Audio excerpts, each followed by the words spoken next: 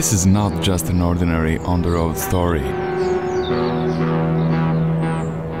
This is the story about a guy who's going to hitchhike across Europe with a white cane. Have you ever heard of anything like this? We neither.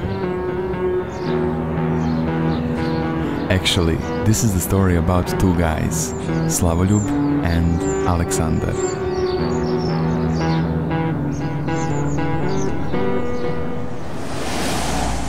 Oslepeo sam u 31. godini, ali sam shvatio da i život u mraku može biti jako interesantan i lep. U mladosti sam se aktivno bavio sportom.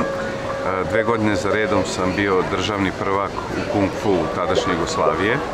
Kada sam oslepeo, počeo sam da treniram ninjitsu radi bolje koordinacije pokreta i bolje kondicije. Učestvujem na takmičenjima slepih u atletici, u bacanju koplja, bacanju kugle, bacanju diska i plivanju. I na moje zadovoljstvo ni rezultati nisu izostali. Kasnije počinjem da planinarim i da savladavam vrhove, ali ono što je još važnije, savladavam sebe i proširujem svoje mogućnosti. I cannot accept life as one place concept, and I recognize the same in Slavoljub, so I suggested him to take a trip with me, like we'll have fun, enjoy life and film a documentary. Why not? 2 days later he called me and he said, you know, I was thinking about your idea, let's try.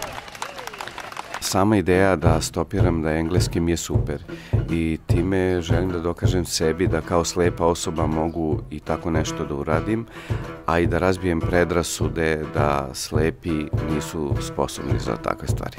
We live in Serbia and we'd like to take a trip via Budapest, Vienna, southern Germany and northern France across La Manche directly to London.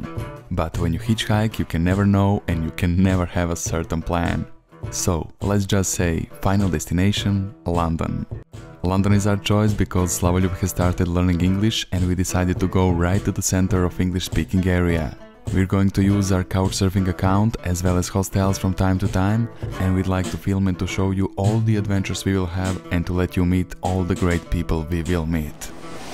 If you see us hitchhiking, you'll know that we succeeded. You can stop your car and take a part in the movie, or you can invite us for a sleep or show us around in your town. See you there. Cheers!